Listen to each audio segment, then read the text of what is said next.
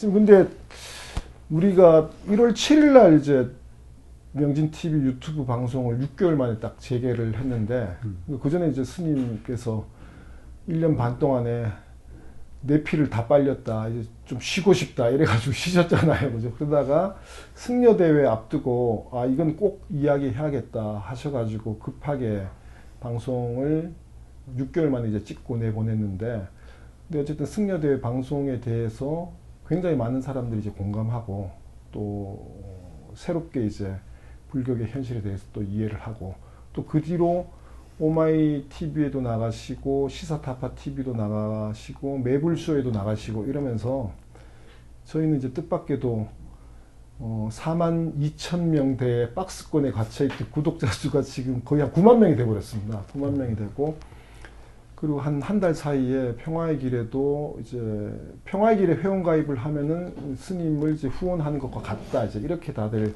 이야기를 하면서 회원 수가 한 달 사이에 200명 이상 늘고, 또 스님은 아직도 사춘기, 새로 나온 책도 지금 이제 대형 서점에서 종교 분야에서 이제 베스트셀러로 이렇게 오르고 해서 굉장히 이제 많은 분들한테 이제 그 호응도 있고 격려도 하고 했는데, 그러다 보니까 이제 스님이 중간에 한번 10만 명 되면은 정식으로 나온 스님의 토굴가를 불러드리겠다 이랬는데, 좀 이러다가 한 2월 말 되면 10만 명 될 것 같아요. 그럼 이제 또 부르셔야 되는데 지난번에 떠나가는 배 부르시고 잠시 이제 토굴가를 잠시 들려주셨는데 부르실 준비가 좀 되어 있으신 거죠? 물론 뭐 약속을 했으니까 약속은 지켜야지 되는데, 그 이전에 먼저 평화의 길에 기존의 회원 여러분들과 또 신규로 이렇게 가입해서 참 성원을 아끼지 않는 가입자 여러분들한테 진심으로 고맙다는 말씀 드리고 싶습니다. 그리고 오마이뉴스 구독자 여러분들, 매불쇼에서 또 영상을 보고 좋아하셨던 분들, 시사타파에서 또 저를 지원해 응원해 주셨던 분들한테도 이 자리를 빌어서 감사하다는 말씀 드리고 싶습니다. 사실은 이 평화의 길 창립할 때 남북 분단의 상황을 넘어서서 화해와 협력 속에서 통일로 지향하는 땅이 되기를 바랬던 젊은 사람들의 간절한 청을 받아서 평화의 길을 창립을 했는데, 사실은 그때는 저도 재정적인 여유도 없었고 힘이 들었을 텐데 겨우겨우 법인을 만들어서 출범을 시켰는데, 그리고 나서 남북관계가 꽉 막히는 그렇죠. 바람에 꽉 막혀버렸죠. 예. 활동도 못하게 됐고, 그러다 보니까 사무실 운영도 어려웠었고, 또 여기 실무 보는 분들에 대해서 제대로 된 급여도 주질 못했었어요. 항상 마음에 짐이 되었었는데, 이제 여러분들이 그 회원 가입해 주시고 회비 내 주시고 격려해 주시고 하는 바람에 조금은 그래도 사무실 운영하는데 여유가 좀 생긴 것 같습니다. 그 점이 저로서는 큰 짐을 좀 덜은 듯 싶어서, 저 혼자야 어디 가면 바꾸겠습니까? 그러나 여기 실무자들은 그래도 다 결혼해서 가정을 갖고 있는 분들이기도 하고 이런데 항상 마음속으로 미안하고 그런 부담이 있었는데, 여러분들이 그 후원 덕분에 그런 문제가 조금은 좀 편해져서 고맙다는 말씀 다시 드리고요. 사실은 뭐 명진 TV 하면서도 그런 걸 느꼈지만은, 그동안에 뭐 스님의 사춘기나 아니면 봉은사 법회 때 다 했던 말들입니다. 그래서 한 말을 또 다시 한다는 것이 좀 쑥스럽기도 하고 했습니다만은, 또 시대에 따라서 또 해야 될 말들도 생각나기도 하고, 그래서 이제 명진 TV를 어떻게 하나 하면서 고민하다가 지난번에 조계종에서 승려대회를 하겠다는 얘기를 들으면서도 하면서 그건 아닌데 싶어서 일단은 명진TV를 새로 시작을 했고, 새로 시작한 명진TV에 이렇게 많은 분들이 구독해 주시고 성원해 줄 줄은 잘 몰랐습니다. 또 이게 한 짐이 되는 것 같은 느낌은 듭니다. 그리고 죽었습니까? 제 팔자가 그러니까 그러니라 그러고 새로 시작을 하는데, 우리 영민 씨가 이제 얘기했다시피 조계종 승려대가 이제 뭐 조계종 자체 평가로는 성공적인 승려대였다. 아주 성황리에. 예. 과연 그럴까요? 저희가 보기에는 예. 성공을 한 거죠. 뭐 인원 동원은 잘 된 셈이겠죠. 뭐. 아니, 인원 동원뿐만 아니고 예. 그 승려대회가 끝나고 난 다음에 국민의힘도 그렇고 민주당도 그렇고 동시다발적으로 불교계가 그 요구했던 민원들을 거의 다 들어주는 정책들을 발의하고 지원하고 도와주겠다라고 아주 철석같이 약속을 했어요. 그럼 진짜 이익 집단으로서는 성공을 한 셈이네요. 그래서 이익 집단으로 이렇게 간단하게 할 얘기는 아닌 게 뭐냐 하면은 그동안에 불교계가 요구했던 것들 중에서 정부가 마땅히 들어줬어야지 될 사안들도 많이 있습니다. 근데 그것을 선거를 앞두고 집단적인 그 행동을 통해서 요구를 했고, 그 요구를 해주니까 그걸 받아들였던 정치권에도 저는 대단히 문제 제기를 좀 하고 싶은 게, 왜냐하면은 들어줄 일이면 이렇게 안 해도 들어줬어야 되는 거예요. 그렇죠. 예. 안 들어줄 일이라면은 어떤 일이 있어도 들어주면 안 되는 건데, 예. 그 중에는 몇 가지가 이제 얘기 진행하면서 얘기를 하겠습니다만은, 일단 사찰의 그 토지가 굉장히 많습니다. 그렇죠. 예. 해인사는 가야산이 전부 해인사 땅이고, 월정사는 오대산이 전부 월정사 땅이고. 그렇죠. 들어간 입구 거의 한 10km가 그렇죠. 월정사 땅이니까. 그죠? 땅이죠. 사원사 들어가는 네. 또. 그리고 설악산은 설악산 밑에 그 뭐 여관촌 있는 데서 신사 있는 가기까지 그쪽에, 예. 해서 저 대청봉 있는 쪽까지 해서 예. 그게 다 사찰 땅이죠. 사찰 땅이죠. 예. 그래서 그런 사찰 땅에 대한 제약도 굉장히 심해요. 그래서 제대로 된 그 사찰에서 뭔가를 하고 싶어도 규제에 묶여서 예. 국립공원에 묶여 있고, 또 뭐 그린벨트에도 묶여 있고, 군사보호지역에도 묶여 있고, 봉은사 같은 데는 근린공원으로 묶여가지고 근린공원, 예. 건축행위를 못했었거든요. 그래서 그런 것들로 인해서 스님들이 굉장히 불편해했던 것만큼은 사실입니다. 그리고 긍정적인 측면은 만약에 그런 제약이 없었더라면은 얼마나 많은 난개발이 있었을까 그렇죠. 하는 네. 그런 부분도 좀 있어요. 옛날에 스님들은 집을 하나 지어도 바람의 방향과 해가 어디서 떠서 어디로 칠 때는 어디로 그림자가 생긴다든가 그런 것까지 다 각도를 다 재고 해서 지었던 것이 해인사 8만 대장경이잖아요. 해인사 8만 대장경을 보면은 밑에 창은 들어가는 입구에 이제 건축물이 이렇게 네 동으로 갈라져 있습니다. 근데 앞 뒤로 있는데 앞에 있는 이 대장경 그 보관하는 그 장경각은 밑에가 창이 크고 예. 위에가 창이 적습니다. 아마 모르고 지나가는 분들도 많을 거라고 보는데요.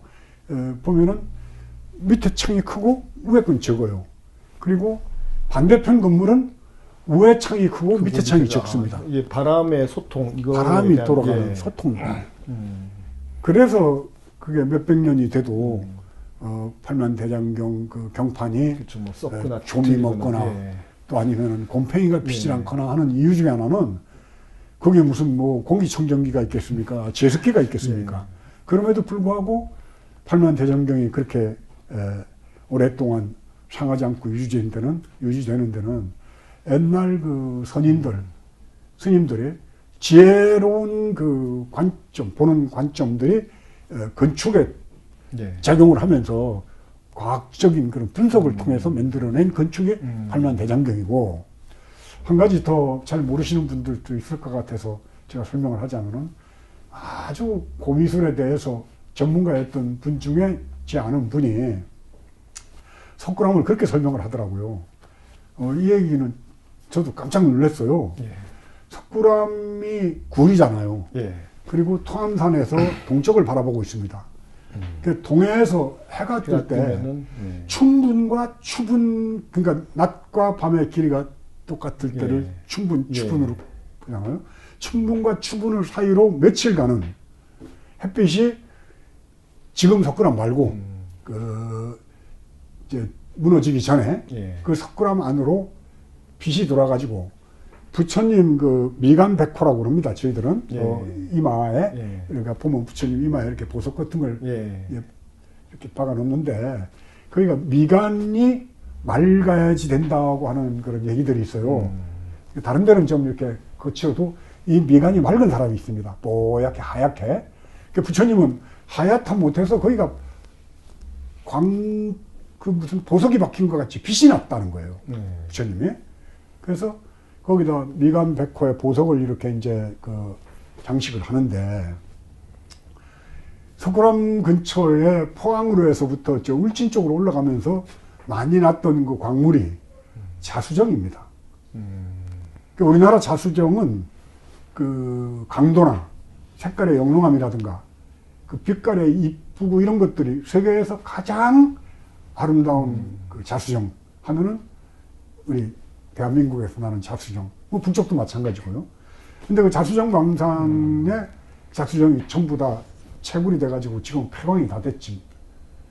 그래서 그 지역에 나는 자수정을 부처님의 미간에 장식을 했는데 동해바다에서 추분 전후로 해서 해가 뜰 때는 그 햇빛이 굴안을 돌아가지고 부처님 미간에 햇빛이 바로 비춰지는 거예요. 예. 근데 추분 때가 일교 차이가 심해가지고 항상 토암산 그 이 산 언저리에 운무가 끼는 겁니다. 이 운무가 이제 굴 안으로 밀려 들어와서 자욱하게 뿌옇게 운무가 끼었을 때 멀리서 햇빛이 돌아가지고 이제 밖에는 운무가 거쳤는데 굴 안에는 운무가 남아 있는 거예요. 거기에 햇빛이 들어오면서 부처님 미간을 바로 쏘면서 그 쏜 빛이 다시 반사가 돼가지고 굴 안을 자색 운무가 꽉 찬 것 같이 비췄다는 그런 얘기를 제가 직접 들었습니다. 그러니까 추분 때 그 굴 안으로 빛이 들어오는 거를 그 옛날에 천년전 신라 사람들이 무엇을 어떻게 알았을까? 그래서 참 지혜라는 거는 우리가 갖고 있는 과학적 상식과 근거를 넘어서서 인간이 갖고 있는 그런 그 세밀한 관찰력으로부터 비롯되어지는 지혜야말로 우리들이 그 가야지 될 또 우리가 추구하는 뭐 그런 세상이 아닌가 하는 그런 생각이 드는데 과연 요즘에 절집안에서 행해지는 불사가 그런 세밀한 관찰과 옛날 현인들이 지혜롭게 건축을 하려고 그랬던 그런 정성이 거기 담겨 있냐는 겁니다.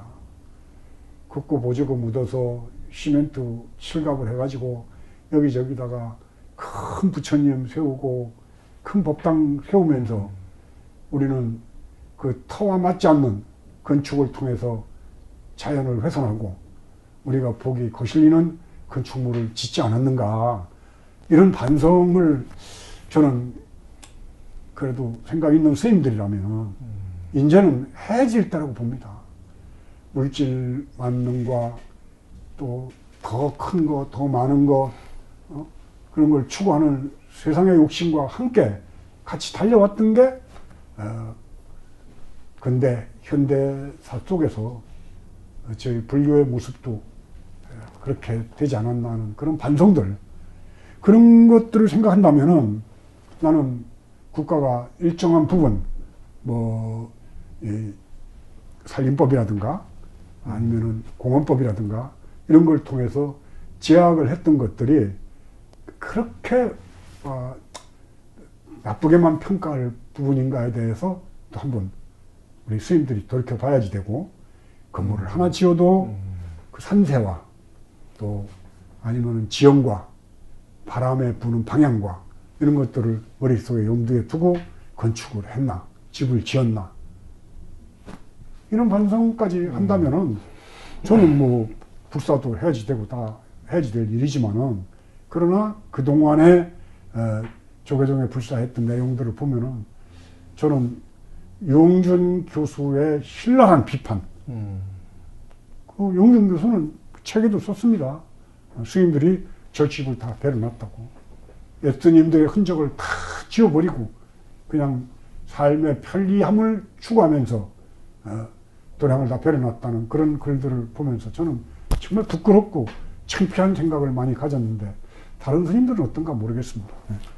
이번에 어쨌든 승려대회 이후에 민주당은 물론이고 국민의힘조차도 그 절집안에서 이제 원했던 부분들, 또 요구했던 부분들, 사실 지금 스님 말씀대로 개발이 제한되었음으로 인해서 보존을 더 오랫동안 잘 해왔는데 또 그 길을 또 열어주는 건 아닌가, 이런 좀 걱정도 좀 되거든요. 어쨌든 뭐 절집안에서 이제 원했던 부분들이 그 선거를 앞두고 승려 대회를 통해 가지고 주장을 하면서 또 이제 수용이 되는, 받아들여지는, 이런 게 자꾸 반복 되풀이되고 있는 게 아닌가, 이런 생각이 좀 들거든요. 그리고 또 이제 2월 말에는 이제 전국 불교도 대회를 다시 한 번 더 열겠다라고 천명은 해놨는데, 이 불교도 대회는 어떻게 될 것 같은지 뭐 생각해 보신 게 있는지. 뭐 대통령 사과까지 하라고 하고 그걸 안 하면은 불교도 대회까지 가겠다는 뉘앙스로 뭐 조계종 쪽에서 입장을 천명한 걸로 알고 있는데, 저는 일단은 뭐 민주당이나 국민의힘에서 조계종이 요구했던 사안들을 전폭적으로 다 받아들이고 세금 문제부터 해서 뭐 다양한 방법으로 절집안에 지원을 하는 걸로다가 결정은 났습니다. 근데 이제 이것이 법안을 통해서 뭐 어떻게 될지는 저도 자세히 모르겠습니다만은, 그러나 생각을 해봅시다. 제일 상대방의 약점이잖아요. 선거라는 거는 정치하는 사람들, 집단들, 뭐 국민의힘이든지 민주당이든지 정의당이든지 뭐 국민의당이든지 간에 정치하는 사람들한테는 표가 급선무죠. 선거 때 뭐 표가 된다면은 악마하고도 손을 잡는다는 그렇죠. 그런 얘기도 들었습니다만은 그 선거를 앞두고 집단 행동을 통해서 얻을 걸 다 얻어냈다고 칩시다. 아직 자세히 모르겠지만은 그래서 뭐 세금도 감면이 되고 또 큰 사찰에는 사실은 전기세가 많이 나오는 걸로 알아요. 근데 그게 개인 뭐 사업장이라든가 개인 집도 아니고 어떻게 보면 저는 공공의 영역으로 봐야 되거든요. 근데 거기에 전기세 같은 게 많이 나오니까 그것도 아마 민원으로 들어갔던가 봐요. 그래서 전기세를 감면해주고 여러 가지를 들어주는 걸로 하여튼 그 민주당도 당정이 이렇게 합의를 본 것 같아요. 그러면은 그런 그 집단 행동을 통해서 선거 때 상대방을 약점을 잡아가지고 승려대회를 열었단 말입니다. 그것도 정청래 뭐 봉이김선달도 아니고 요 소리를 가지고 시작을 해가지고 전부 확대시켜서 얻을 거 얻어냈어요. 이런 건 없을까요? 우리 영민 씨는 어떻게 생각해요? 이런 건 없을까? 저는 사실 뭐 물질적으로 내지는 지원과 관련해서 경제적 지원이나 뭐 제도적 지원이나 이런 부분에 있어서 얻은 건 많다고 하지만은 결정적으로 이번 승려 대회나 그 전후 과정을 통해서 저는 국민들의 마음이 돌아섰다고 생각합니다. 국민들이 불교를 바라보는 시각 자체가 굉장히 부정적으로 바뀐 거죠. 아, 저 종교라는, 불교라는 저곳에서도 저런 식으로 행동을 하고 저런 식으로 정치에 관여를 하는구나. 이런 게 이제 너무나도 명확하게 드러나는 바람에 또 스님께서도 그런 부분에 대한 이제 지적을 여러 차례 하셨는데, 저는 그런 과정에서 국민들 속에서 종교에 대한 부정적 인식, 특히 불교에 대한 좀 부정적 인식이 확대된 건 아닌가, 이런 좀 걱정이 되는 거죠. 그래서 이게 이제 뭐 그 광화문에서 계속 집회를 했던 전광훈 목사급으로 그렇죠. 조계종이 이제 전락을 하는 그런 그 모습으로도 보여질 수가 있다라는 걱정이 그 언론에 달린 국민들의 댓글 그게 국민들의 여론을 어느 만큼 반영하는 것인지 모르겠지만은 대체적인 어떤 여론은 굉장히 냉소적이고 부정적이거든요. 저는 이것이 종교 그 자체에 대한 이제 부정으로 가는 건 아닌가 하는 그런 이제 걱정이 많이 드는 거죠. 예. 그러니까 조계종에서 뭐 교계 뉴스를 보면은 대단히 성공적이었던 승려대회였다라고 이렇게 자평을 했는데 그 자평을 하는 스님들을 보면서 내가 느끼는 거는 참 부끄러운 줄을 모르는구나. 응? 그리고 그렇죠. 무엇이 불교다움인가? 어떤 것이 부처님의 가르침인가? 좋습니다. 만약에 그 정청래 말이 스님들을 가슴 아프게 했어요. 그 봉익임선살도 아니고 뭐 듣기에는 굉장히 불편하고 불쾌한 이야기일 수 있죠. 뭐 그렇게 들을 수도 있지만은 그러면 우리가 모든 걸 이렇게 기준을 삼을 때 부처님 시대 부처님이었으면 어떻게 했을까? 그렇다면 부처님이 뭐 가섭을 앞세우고 아란존자를 데리고 다 참 10대 제자를 다 몰고 1200대중을 다 몰고 그 왕한테 쫓아가서 쫓아갔어요. 저는 뭐 혼내주라고 항의하고 그랬을까? 저는 전혀 불교적이지 않은 방법으로 그래서 저는 물질적인 쪽으로는 성공한 승려대일지 모르겠지만은 무형의 그 불교에 대한 부정적 이미지를 심어주는 1700년 불교사 속에 가장 아주 잘못된 승려대회였다. 그렇게 보여지고 또 한편으로는 이것이 그렇게 사과를 하고 참여를 하고 하는데도 그거를 끝까지 안 받아주고 지금 대통령 사과까지 하라고 요구하는 데는 그렇죠. 지난번에도 얘기했지만은 일정한 부분 다른 사람에 대한 선거운동 그러니까 상황이라고 불리우는 그 자성의 국민의힘에 대한 선거운동을 해주고 있다는 것을 그걸 증명해주는 그 일들이 뭐 많잖아요. 작년 그 초파회를 앞두고 권영세 지금 국민의힘의 선거본부장을 불러서 무슨 지시를 내렸는지 뭐 협조를 했는지 모르겠어요. 권영세 의원이 자기 페이스북에 올렸더라고요. 뭐 자승 그 총무원장님 만나 뵙고 좋은 가르침 받고 나왔다. 그러니까 이런 그런 자료 같은 거 찾으면 사진이 있습니다. 뭐 나중에 뭐 한번 구독자들한테 보여줘도 좋고 나는 또 그 조선 TV에 보니까 김종인 그 씨하고 홍준표, 오세훈 뭐 줄줄이 다 봉사회로 불러 모아요. 근데 김종인 씨는 뭐 안 가는 것 같더라고. 내 뉴스에서 본 김종인 건데. 씨는 내가 그런 자리에 뭐 하러 가겠다 불러 모아서 하면서 이제 안 갔다라고 얘기하죠. 그 야권 통합을 뭐 지시를 하는 것 같아 보니까 자손이. 그때 저기 국민의힘 전당대회 하기 전에 그러니까 아마도 김종인 씨하고 홍준표 씨가 사이가 안 좋으니까 옛날 그 구원 때문에 그래서 주호영 의원이 그 국민의힘 내에서는 아마 불교계를 좀 총괄하는 그런 위치에 있나 보더라고요. 그래서 자승 원장하고 이야기해서 이 두 사람을 같이 불러가지고 자연스럽게 오세훈 시장 당선자도 부르고 해서 이런 자리를 좀 화해한 자리를 만들어 보자 이렇게 자리를 만든 것 같은데 그리고 자승 원장이 다 불러 모은 것 같은데 어쨌든 김종인 그 씨는 이제 뭐 내가 갈 자리는 아닌 것 같다 하면서 안 갔다라고 하는 그런 이제 보도가 나온 적이 한번 있었죠. 어쨌든 자승 원장이 국민의힘 내에 가장 핵심적이고 유력한 정치인들 그리고 뭐 가장 높은 지위에 있는 정치인들을 쥐락펴락하고 있다라는 거는 이제 그런 보도만 봐도 쉽게 알 수 있는. 아니 국민의힘뿐만 아니고 민주당 안에도 그럼 뭐 민주당 안에 자승 장학생이라고 불리우는 사람들 내가 하나씩 들먹거려봐요. 자승 장학생이 좀 그럼 있겠죠, 그죠? 뭐 민주당이라 하더라도 뭐 있는 정도가 아니고 뭐 자승 행사에 보면은 막 아주 무릎이 깨지라고 쫓아다니는 그런 그 의원도 있고 또 그런 의원들은 또 선거 때 그 의원 지역구에 말사 주지들을 모아놓고 예. 지지해라.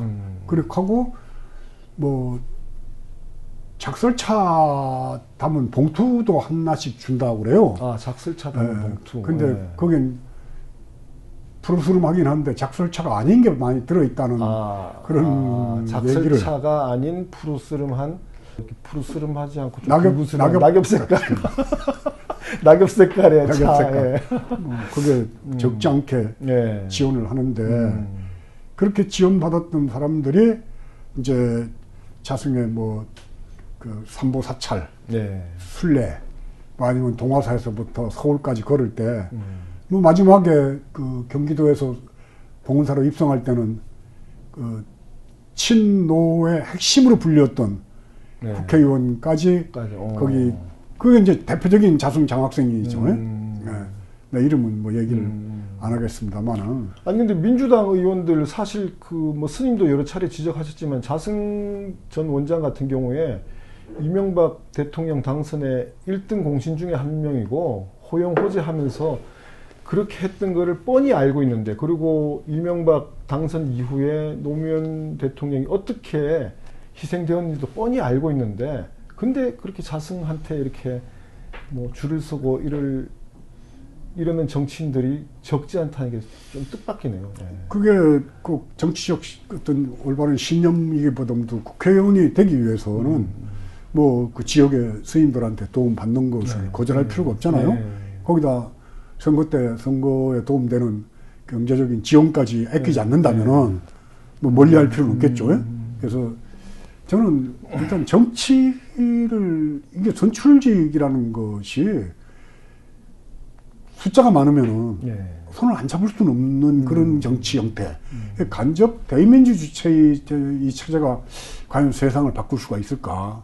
선거 때가 되면은 표가 된다면은 그 누구하고도 손을 잡거나 지지를 얻기 위해서 고개를 숙일 수밖에 없는, 그렇죠. 이런 게 결국 이 대의민주주의 체제의 한계일 수도 있겠네요. 그러니까 난 이런 식으로는 세상이 과연 바뀔 건가에 대해서 항상 회의를 갖고 있는데, 뭐냐면은 이제 자승 같은 경우는 동대를 나왔다든가 그 사람이 불자라든가 그러면 그 총무원장 시절에도 계속 불러요. 근데 어떤 경우에는 저하고 인연이 깊은 의원들, 뭐 국회의원 되기 전부터 저하고 개인적으로 같이 왔던 분들, 이런 분들은 안 가는 거예요. 아, 저기는 명절 계속 안 가니까 그 국회의원 지역구에 있는 사찰에 신도회장을 통해서 압력을 넣는 거예요. 올라오라고. 이 정도로 아주 치밀하게 정치인들을 본인이 장학생으로 만들려고 애를 썼던 게 난 자성이라고 나는 보는데, 그러니까 그 나경원 같은 경우도 선거운동을 직접 그 시장에 다니면서 뭐 무슨 뭡니까 그게 오뎅이요. 오뎅인가? 어묵. 오뎅이라고 하면 안 돼요. 어묵이라고 해야 되죠. 오뎅은 일본 말이지. 예, 어묵이요. 옛날에는 그냥 오뎅 했는데. 뭐 정치인들 선거 때 되면 맨날 다니면서 어묵 먹고 그러잖아요. 어묵 먹는데도 따라다니고. 그랬던 그것도 나경원 뭐 어디 홈페이지인가에 다 올라가 있을 거예요. 그래서 그걸 보면은 민주당에 소속돼 있는 사람들이 자성한테 또 쫓아가가지고 또 뭐 아이고 뭐 큰 스님 어쩌고 하면서 저 사람들이 생각이 있는 건지 없는 건지. 왜냐하면은 자성은 MB하고 뗄 수가 없습니다. MB 그렇죠. 때문에 원장이 됐기 때문에. 그래서 아이고. 사실 자승이 조계종을 장악을 한 결정적인 그 힘이 MB 시대에 나온 거예요. MB 때 이제 MB가 선거 때도 물론 도와줬고 선거 이후에도 여러 가지로 이제 뭐 그 영상에 유명한 영상이 있잖아요. 대통령께서 안 불러주셔서 이렇게 손가락 다쳤다고 영상은.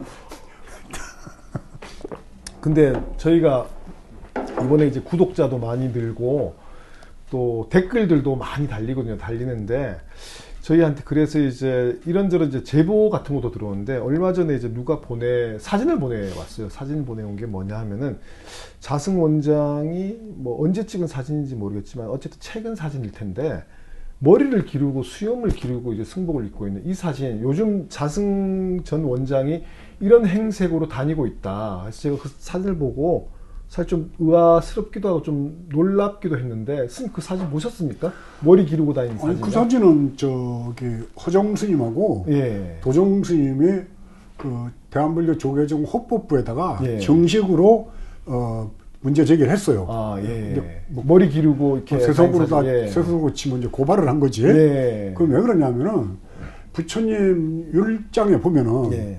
삭발 염의가 기본입니다. 아. 일단 부처님의 제가 제자가 되겠습니다. 그러면 삭발부터 해야지. 머리부터 깎아야 되죠. 예. 예, 뭐 머리 깎는 데는 여러 가지 의미가 있습니다. 세속에서는 머리라는 게 또 장식이잖아요. 예. 모든 장식을 버리고 예. 나는 이제 오직 진리를 구하는 수행자가 되겠다라는 약속을 머리를 깎는. 이게 옛날에 신체 발부는 수지부모라 불감 해상의 효지시하라. 이 몸과 모든 것은 부모로부터 받은 것이니 훼손하지 않는 것이 또 효의 근본이다라고 얘기한단 말이에요.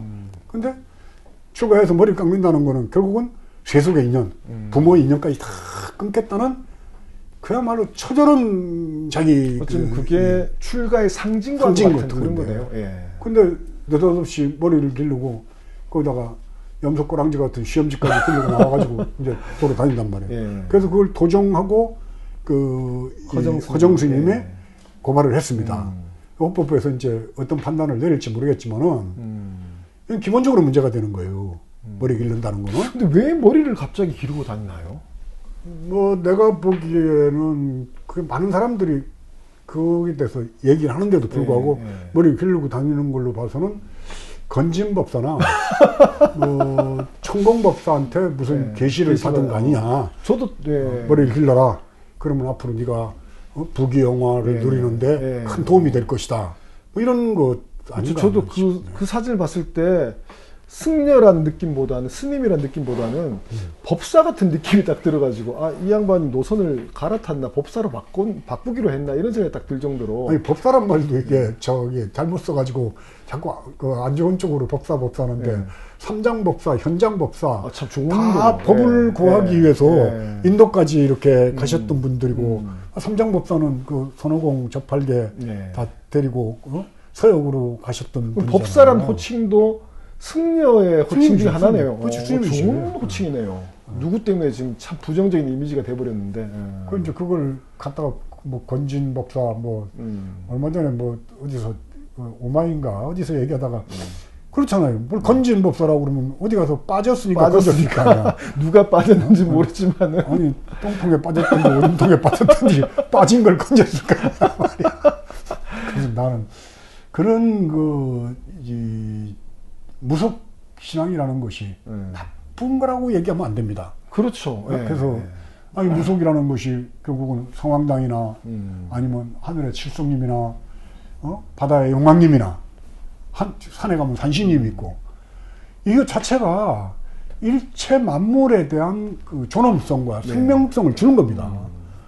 하늘에 칠성님이 계시는데 매연을 어떻게 내뿜을 것이며 바다에 용왕님이 있는데 거기다 쓰레기 갖다 막 버려요. 산에 산신이 있는데 막 갈아엎고 길을 내고 다 나무를 비고 못한다는 거죠. 그러니까 옛날 우리 그 선조들은 아주 지혜로웠다는 거예요. 그렇죠. 다 어디 가서 밥을 논에 가서 밭에 가서 일을 하다가도 밥 먹을 때 고시래 하면서 이렇게 밥 먹기 전에 먼저 자연들 다니는 개미들 뭐 짐승들한테 먹으라고 주는 그런 형식이거든. 그게 그만큼 자연에 대한 이 존엄성 같은 걸 갖고 있었던 것들이 결국은 이제 무속의 이름을 빌어 샤머니즘으로 이렇게 됐는데, 아니 빌어가지고 뭐 받고 뭐 잘 되게 해달라고 비는 거 그거 자체가 사실 무속하고 똑같잖아요. 교회 가서도 그럼 예수님한테 막 빌어서 복 달라고 그러는 거는 괜찮고 저 너티나무 오래된 나무에는 틀림없이 신령스러운 기운이 있을 거야. 저기다 빌면 내 소원이 이루어지겠지.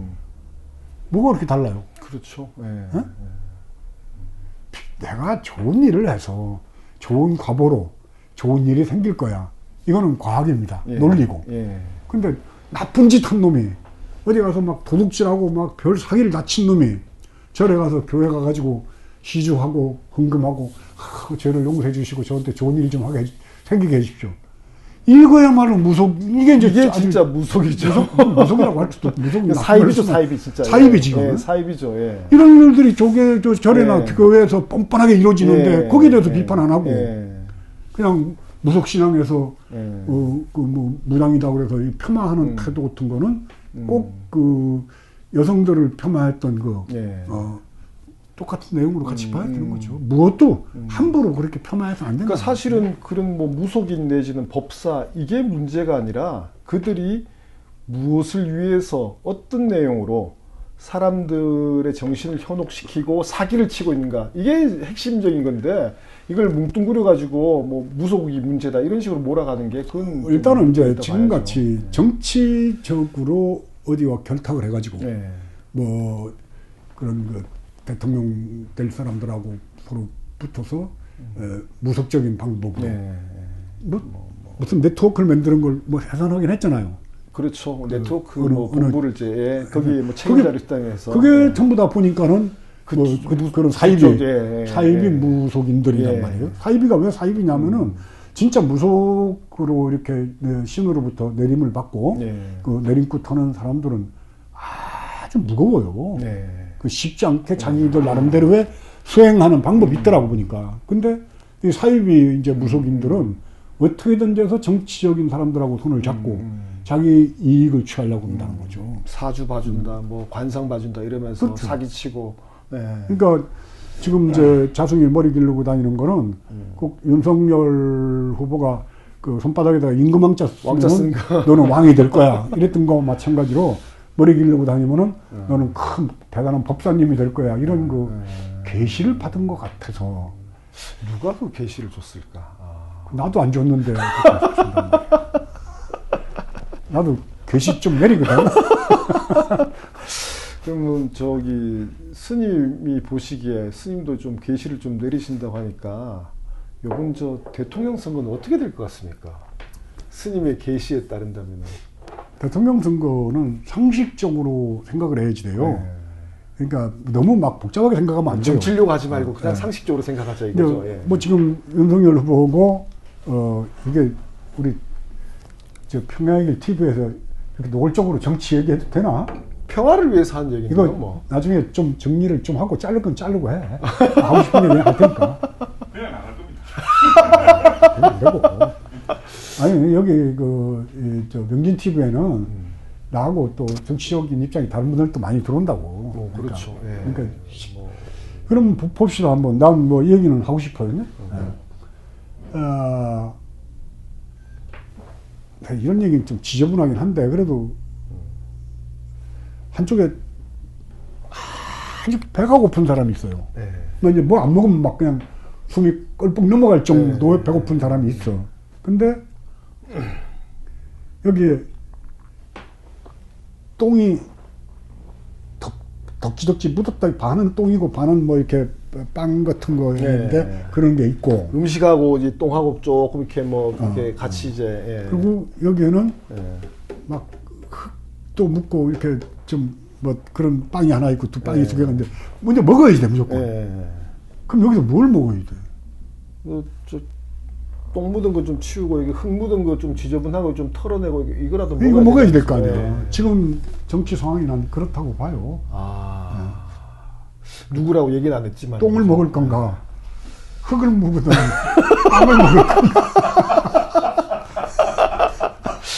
선생님 참 절묘한데요. 누구라고 얘기는 한마디도 안 했는데, 그죠? 예. 아니 어떤 사람은 뭐 그렇게 술을 많이 마신다는데 난 그런 네. 부분도 주류세를 많이 올려서 예. 국가 세금에 도움이 되는 그 술 많이 먹는 사람도 술 많이 먹는 사람이 사실 애국하는 경우가 많습니다. 그러니까 세금을 주세를 많이 내니까. 그러니까 그런 사람이 있고 근데 그렇게 술 많이 먹으면서 폭탄주 뭐 가는 데마다 폭탄주 먹었다고 예, 가는 가는 곳마다 자자하더라고. 뭐 폭탄이죠. 예. 그 대통령 되면은 술을 안 먹을란가 모르겠지만은 근데 그 사람이 한 게 없잖아요 별로. 자기를 임명했던 그 대통령을 배신한 거죠 사실은. 그래도 뭐 그 사람은 문재인 정권의 검찰총장이야 했던 참 착하디 착한 그런 대통령도 있습니다만은 그리고 한 사람은 그 뭐 영화 배우 누굽니까? 이대엽인가? 이대엽, 예, 성남시장, 이대엽이 예. 잔뜩 빚을 남겨놨던 성남시를 맡아서 저 성남시 그때 모라토리움을 선언했죠. 선언해가지고 빚더미에 올라가지고, 예, 예. 다 갖고 성남시정 운영을 잘했습니다. 예. 그리고 경기도지사를 나왔죠. 예. 내가 누구라고 얘기하면 안 되지. 아, 예, 일단 누구라고 얘기는 하지 마시고. 그러니까 예, 예. 경기도를 나와서 예. 나는 뭐 경기도정을 전반적으로 잘했다고 평가를 받는데 경기도가 대한민국에서 제일 예산이 많은 데잖아요. 지방자치 그렇죠. 지금 중에서. 이제 인구도 1,300만이 넘었으니까 서울보다 서울시부등도 예산이 예. 많은가? 예, 그럴 겁니다. 서울시부등? 예. 하여튼 뭐 내가 그건 자세히 모르겠지만 제일 큰 그 예산과 인구를 많이 갖고 있는 도정 운영을 잘했는데 뭐 그거는 뭐 하려고 그러면 누구든지 그 정도 잘할 수는 있겠죠. 근데 제일 놀랬던 게 그 화천에 있는 사창리에서 포천으로 넘어오는데 예. 캐러멜 고개라고 고개가 있습니다. 예. 내가 왜 거기를 그렇게 잘하냐면은 제가 군에서 처음 논산 훈련소에서 처음 배치받아 갔던 데가 화천에 있는 사창리의 27사단이라고 뭐 그 부대가 곧 없어질 거라고 한데 그 구호가 이기자입니다. 이기자. 경리할 때 이기자 이렇게 경리를 합니다. 거기서 1년 동안 제가 군대 생활을 하면서 휴가도 한번 나오고 하면서 그 고개를 넘어 다녔기 때문에 잘 아는데 언젠가 거기를 가보니까 그 계곡에 천막을 친 음식점들이 쫙 들어서 있더라고요. 저 불법 천막이 들어서서 장사를 그게 사실은 거의 모든 계곡에 다 그런 모습들이 다 있었죠. 그렇죠. 예. 근데 거기는 정말 심심산골인데 뭐 제가 20대 초반에 20살에 군대를 갔으니까 그리고 뭐 한 50년 후에 가보니까 거기가 그만 그런 그 참 유원지가 돼버렸더라고요. 근데 어느 날 거기를 그 사람들을 모아가지고 설득을 하고 협상을 해가지고 다 철수를 시켜버렸어요. 근데 그 생활터전이거든요. 그래서 먹고 사는 생활터전을 그 사람들이 이제 철수를 하는데 소리 소문 없이 그걸 정리해버렸어요. 그거 대본에 뭐 막 항의하고 뛰두르고 프랭카드 들고 경기도청 앞으로 쫓아가고 하는 일임에도 불구하고 그렇죠. 예. 그거 해결하는 걸 보면서 아, 저 사람 진짜 국가 지도자가 돼도 좋겠다는 생각을 한 거는 난 다른 거 다 떠나서 그 백운동 계곡인가 그럴 거예요 아마 이름이. 예. 잘 기억이 안 나는데 하여튼 카라멜곡에 넘어오는 그 화천에서 포천으로 넘어오는 곡에 있던 그 음식점 불법 음식점들을 깨끗하게 정리하는 거 보면서 지금도 난 그 어떻게 해서 그분들한테 무슨 조건으로 그걸 그렇게 정리를 했는지 의아스러운데 이런 성과가 있잖아요. 물론 뭐 여러 가지 또 비판받고 또 참 부정적인 부분도 있지만은 그러나 나는 경기도정 운영을 했던 그 모습을 봐서는 저 사람 정도면은 이 땅의 빈부의 격차와 또 분단의 그 고통, 질곡을 넘어서서 행복한 대한민국으로 가는데 나름대로 열심히 자기 역할을 할 수 있는 대통령이 되지 않을까 하는 그런 신뢰가 저는 백운동 계곡 해결하는 걸 보면서 많이 느꼈어요. 그렇죠. 사실 보통 그런 경우에는 뭐 물론 이게 불법적으로 점유한 부분이기 때문에 대체로 해결해야 해 나가는 방식이 강제적으로 강압적으로 밀어붙여가지고 해결하는 그러다가 이제 터진 게 이제 용산 참사 문제도 그럼요. 그런 식으로 그렇죠. 터졌고 그다음에 여러 철거민 문제라든가 노점상 문제도 다 이제 그런 형태로 문제가 된 경우가 많았는데 어떤 의미에서 보면 스님 말씀대로 큰 잡음 없이 합리적으로 좀 해결을 해 나간 부분에 있어서 저도 참 궁금하네요. 어떻게 설득하고 이렇게 해결했을까? 그런 걸 근데 왜 저기 선거 운동하면서 이렇게 적극적으로 홍보를 안 하나 모르겠어요. 이렇게 좀 합리적으로 뭐 대안을 가지고 이런 문제 이런 식으로 해결해 나갔다. 이런 것 통해서 이제 정치적 역량을 보여주고 있다. 이런 걸 좀 해야 될 것 같은데 언론에서 보도를 안 해서 그런지 몰라도 저도 그걸 어떻게 해결해 나간지에 대해서 들은 바가 별로 없는 것 같아가지고. 뭐 혹시 그 그쪽 캠프에서 이걸 본다면은 그 문제를 백운동 계곡 문제 해결한 것들을 사람들한테 많이 알려야 될 것이고 또 다른 쪽 캠프에서는 우리는 그래도 국세를 징수하는데 엄청나게 우리가 이렇게 노력을 하고 있다는 것도 많이 알려서 선거에 양쪽 다 도움이 됐으면 좋겠네. 뭐 한쪽은 이제 주세를 이렇게 증액하고 있다는 이 부분에 대해서 내가 좀 점잖지 못하게 얘기하는 것 같아. 나 좀 거룩하게 얘기하고 싶어. 근데 어쨌든 그 뭐 스님이 생각하시 그래도 이제 똥무더기에 있는 이거보다는 흙이나 좀 지저분하게 좀 묻었어도 뭐 여기에 있는 빵을 좀 먹는 게 낫지 않겠냐라고 표현했던 그 사람이 지금 지지율이 안 올라가고 있어요. 뭐 이렇게 흔히 얘기해서 박스권에 갇혀 있다. 뭐 한 35% 정도 선에서 갇히고 더 이상 치고 올라가지 못하고 상대적으로 이제 다른 좀 유력 후보 같은 경우에는 한번 주저앉았다가 다시 그 20대들 젊은 층의 어떤 표심을 얻어가지고 쭉 올라가서 뭐 현상적으로 드러난 건 오차 범위 내에 있다라고 하지만은 이 후보가 이렇게 치고 올라가지 못하는 가장 큰 이유가 뭘까? 참 이게 좀 궁금하고 좀 안타깝기도 하고 아쉽기도 하고. 예. 민주당에 대한 그 분노. 그러니까 정부가 뭐를 하려고 그러는데 그 국회의원 법안이 제대로 안 돼서 민주당이 그 숫자가 모자라서 안 된다. 이 네. 핑계를 댔었잖아요. 그렇죠. 정권 초기에 그 네. 핑계 됐죠. 근데 예. 민주당에 또 더군다나 그걸 위성정당이라는 꼼수. 정말 그거는 네. 역사 속에서 민주당이 제일 비판받아야지 될 부분이 예. 위성정당 네. 만들었던 겁니다. 그렇게 해서 선거에서 뭐 좀 치사하죠. 예. 치사한 몇 정도가 석 좀 아니라. 잃어줘도 되고 그 공간에 차라리 좀 더 진보적인 어떤 진보 정당의 후보들이 당선돼서 들어오도록 하는 게 훨씬 더 나았는데 그거 하나 잃어버리지 않겠다고. 그게 결국은 이제 국민의힘이 위성정당을 만들었단 말이에요. 네. 그러니까 우리도 위성정당을 네. 만드는 거예요. 똑같은 그런 게 돼버렸죠, 사실. 예. 저쪽에서 도둑질 했으니까 야, 우리도 그래도 도둑질을 해도 돼. 예. 이런 인간들이 모여 있는 게 대체적으로 민주당이고 예. 그런 것들이 모여 있는 것 중에 또 더 좀 질 떨어지는 것들은 또 그 조계종의 상황한테 찾아다니면서 굽신굽신 봉투 거리는, 예. 주면은 그 받아가지고 나오면서 흐뭇해하는 놈들이라는 거죠.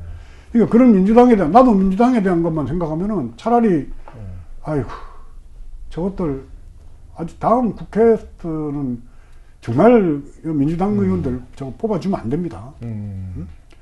그리고 저는 대통령에 대해서도 실망을 좀 많이 했어요. 네. 어떻게 된 대통령이에요? 그 추운 겨울에 촛불 들고 저는 강원도에서 대관령에서 올라와서 하룻밤 자고 그 다음날 내려가면서 그렇죠. 저녁 행사 예, 한 번 빠졌어. 매주 올라오셨죠, 예, 강원도에서. 그렇게 해서 권력을 잡았으면 그렇게 해서 권력에서 밀려났던 그 박근혜 대통령이 보고 정말 내가 잘못했구나. 참 미안하다는 생각이 들 정도로 잘했어야지 돼요. 근데 박근혜 대통령이 뭐 잘못한 거나 문재인 대통령이 있을 때나 뭐가 그렇게 달라졌냐는 그런 평가가 많거든요. 예. 그 소리 들으면 내가 가슴이 찢어집니다. 어떻게 해서 만드는 정권인데. 근데 김대중 대통령은 DJP 연합으로 됐잖아요. 예. 노무현 대통령은 이인재 그 이인재가 예, 나오는 바람에 바람에 예. 200만 표를 가지고 왔어요. 예. 노무현 대통령 40몇만 표 차로 이겼습니다. 간신히 이겼죠. 예. 그럼 힘이 없어요. 근데 문재인 대통령은 500몇십만 표 차이로 지지율이 좋을 때는 80%가 나왔었어요. 지금 40% 지지율에 뭐 좋다고 뭐 다들 뭐 그렇죠. 정권 말기에 40% 지지율 받는 정부가 역대 있었냐 하면서 굉장히 좋아하고 있더라고요. 그거는 노무현 대통령의 데자뷰 때문에 누가 얘기를 함부로 안 한다고 난 봅니다. 혹시. 그래서 저는 그 많은 의원을 몰아줬고 그 많은 국민 지지와 성원 속에서 한 게 뭐 있냐. 한 거라고는 윤석열 대통령 만들고 최재형 대통령 후보도 만들었고 부동산법 다 올렸고 남북 문제도 하나 제대로 못 풀었고 실제로 젊은 사람들이 다 등을 돌린 이유 중에 하나는 미래에 대한 희망이 없어져 버린 거예요. 이렇게 미래에 대한 희망이 절벽 같은 그런 그 시대도 없었던 거죠. 왜냐하면 물가는 계속 치솟는데 월급은 제자리고 부동산은 이거는 이렇게 예상 밖으로 이렇게 뛰었을 때는 이건 정책의 실패로밖에 볼 수 없거든요. 부동산가는 어차피 천천히 오르게 돼 있어요. 근데 갑자기 폭등을 했단 말이죠. 네. 그럼 거기에 대한 누가 책임을 져야지 되는데 아무도 책임을 안 진다는 거예요. 그럼에도 불구하고 우리가 희망을 가져야 되는 거는 경기 도정을 했던 모 후보가 했던 여러 가지 정책들이 나는 미래에 대한 우리의 희망을 또 만들어 나가지 않을까 하는 그런 생각은 합니다. 참 남북 문제도 그렇습니다. 뭐 윤석열 후보가 선제 타격 얘기를 했죠. 선제 타격에 또 사드 추가 배치 뭐 이런 이야기. 근데 사드는 미국의 주한미 부사령관도 사드는 필요 없다라고 얘기했어요. 그리고 사드는 대중국용이지 뭐 여러 가지 얘기가 있었잖아요. 그러니까 그리고 사드든지 뭐든지 간에 전쟁이 나면은 공멸입니다.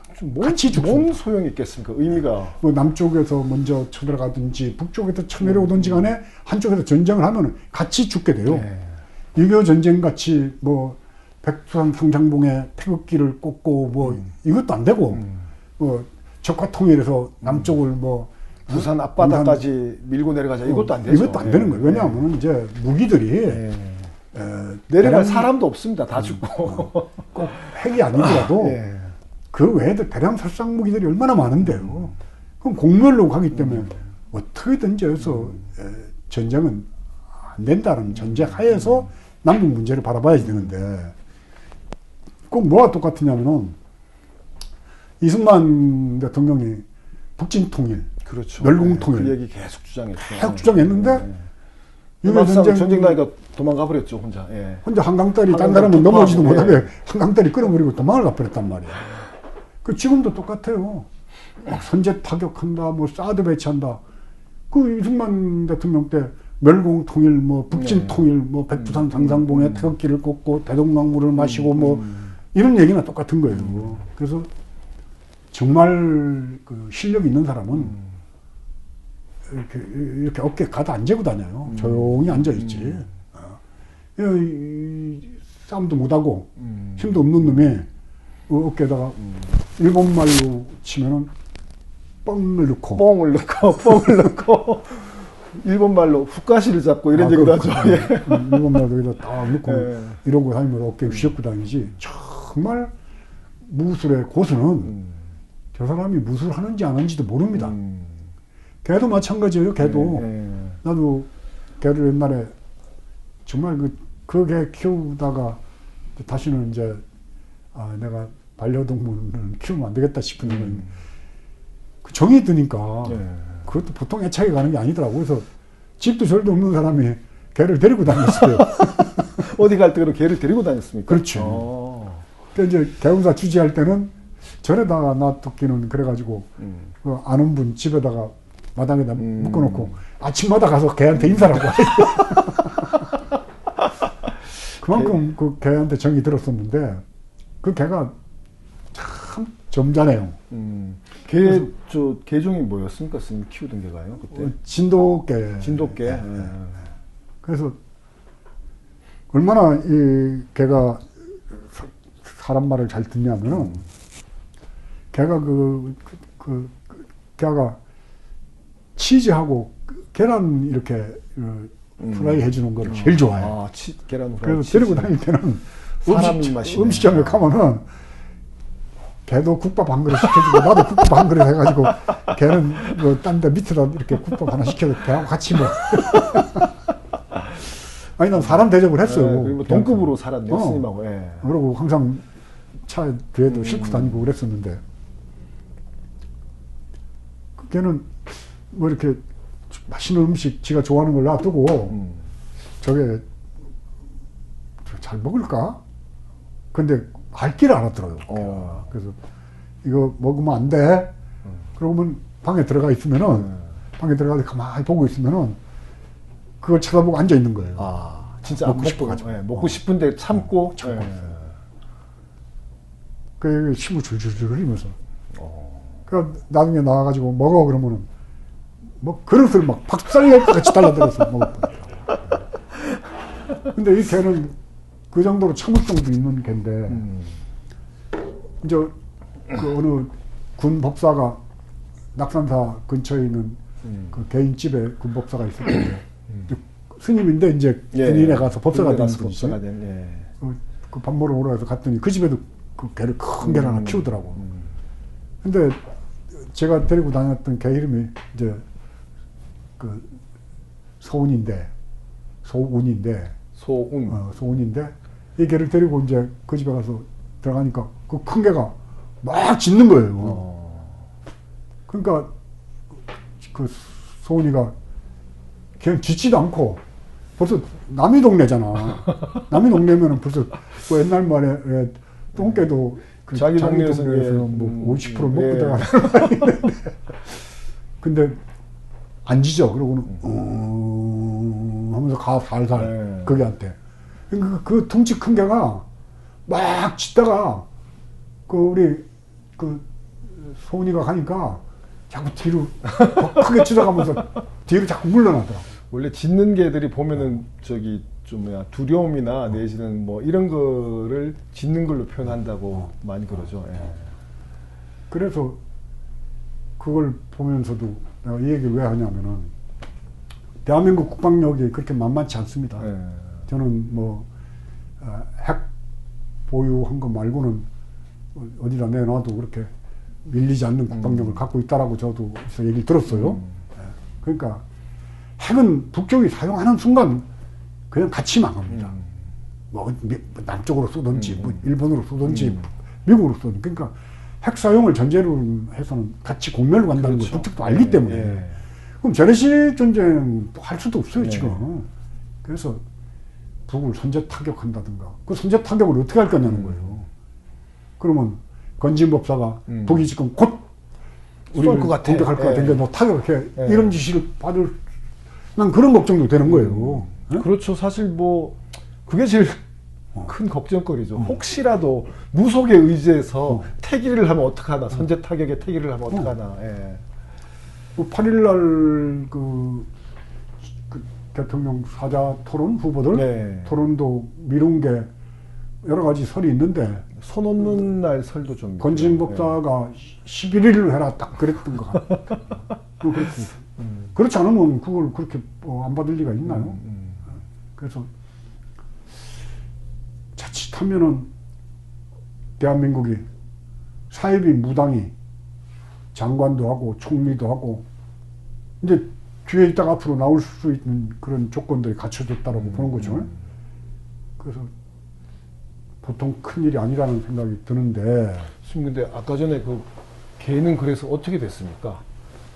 으르릉 하면서 이제 소은이가 다가가니까 그 큰 개가 뒤로 주춤주춤 계속 짖으면서 밀리다가 결국 그 다음에 어떻게 됐습니까? 그래가지고 그 광으로 들어가 버리더라고요. 광으로 들어가서 그 우는 소리가 막 우렁차게 엉엉 이렇게 가지고 불쌍하게 울어요. 그래서 걔는 글로 가버리고 우리 소은이는 이제 그 마당 앞에다 이렇게 그 목걸이에서 이제 같이 싸울까 싶어서 묶어놨더니만은 그 개집에 들어가서 자더라고. 아, 그러니까 사실 지금 뭐 선제 타격이다 뭐다 이렇게 큰 소리 뻥뻥 치는 게 그냥 크게 짖는 개꼴이다 이런 거죠. 예, 오히려 그렇게 말하는 걸수록 더 겁이 많거나 뭐 이런 그리고 그런 얘기는 육군 참모총장이나 군 관련의 장군들이 아니면 국방부 대변인은 그런 얘기 할 수가 있어요. 근데 대통령이나 대통령이 되고자 하는 사람이 그 전쟁에 대한 그 위협을 함부로 얘기하는 것 자체가 나는 그렇죠. 예. 이거는 그 분단된 국가로서 서로 간에 적대적 관계를 갖고 있는 우리 참 한반도에서 지도자가 정치 지도자가 함부로 입 밖에 내서는 안 될. 그렇죠. 뭐 언젠간 대통령이 그런 결단을 할 수도 있습니다. 그러나 그런 얘기를 입 밖에 내는 그렇게 거는 쉽게 입 밖에 툭툭 던지는 건 아니죠. 예. 사드도 마찬가지잖아요. 사드 때문에 중국으로부터 경제적인 그 압박을 얼마나 받았어요.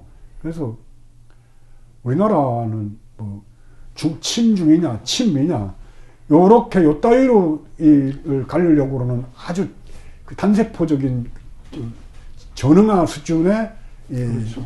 상황 판단으로 이 땅을 바라보는 건 안 맞아요. 사실 지금 한반도를 둘러싼 이 동북아의 이 세계 정세가 굉장히 갈수록 굉장히 복잡하게 얽혀 있잖아요. 여기에서 그냥 단순히 어느 특정한 나라에 대해서 친이냐 반이냐 이렇게 선을 팍 그을 수 있는 이런 문제는 분명히 아닌데. 그러면 안 되죠 또. 그러면 안 되죠. 예. 왜냐하면 국익을 위해서는 뭐 좀 진짜 유연하게 필요하다라면 양다리 걸치든가 세 다리 걸치든가 이렇게 나가야 되는데 단순하게 뭐 지금 보면은 이제 그 한쪽에서는 보면 굉장히 반중 정서, 혐오 정서를 계속 확대시키고 있는데 이게 국익에 도움이 될까? 물론 중국이 하는 모습을 보면은 요번에 뭐 저 동계 올림픽 때도 이렇게 나오는 모습 보면은 정말 치졸하죠. 대국스럽지 못하고 째째하고 치사하고 야비하고. 근데 그렇다고 해서 정치 지도자가 그런 부분을 등에 업고 반중 혐오 감정을 막 확산시킨다. 이거는 좀 아니지 않나 이런 생각이 좀 들거든요. 동계올림픽에서 이제 그 아주 눈에 보이는 그 판정, 네. 참 우리 선수들한테는 못할 짓을 한 건데 그 판정 내리는 걸 보면서 중국이 아직도 미개성을 벗어나지 못했구나. 그러니까 미개한 나라예요. 그걸 좋다고 그러고 막 또 자기 중국이 금메달 땄다고 좋아하는 국민성을 보면서 아직 고급스럽진 않다. 그렇죠. 질이 떨어진다. 그렇게밖에 안 보여요. 예. 그거 하고 또 지정학적으로 중국 바로 옆에 붙어 있습니다. 네. 그리고 미국은 실질적으로 대한민국의 제일 큰 영향력을 행사하고 있는 나라가 미국이고 배후엔 또 일본이 있고 뭐 여러 가지 복합적으로 그리고 북쪽은 그 틈바구니에서 핵보유를 하고 있고 그리고 가난하지만은 그래도 하여튼 언제든지 나만 건드리면 난 가만히 있을 거야 이러고 앉아 있고 그 이런 상황 속에서 그래도 대한민국이 자기 이 국가의 이익, 국민의 복리 이런 것들을 생각하면서 정책 결정을 해야지 되는데 너는 친중일래, 너 친미를 할래 이렇게 단세포적으로 봐서는 조금 더 대한민국에 도움이 안 된다는 거죠. 예? 경제적으로는 중국의 압박을 쉽게 견뎌낼까요? 그렇죠. 만약에 경제적으로 정말 중국이 뭐 보복을 한다 이렇게 나오면은 저희 참 힘들어지죠. 예, 힘들어지죠. 그럼 힘들면 누가 감당이 돼요? 국민들이 힘들어지는 국민들이 힘들어지는 거죠. 예. 그러니까 쉽게 친북, 아니 친중, 친미 이렇게 가르지 말라는 겁니다. 뭐 말대로 한미동맹.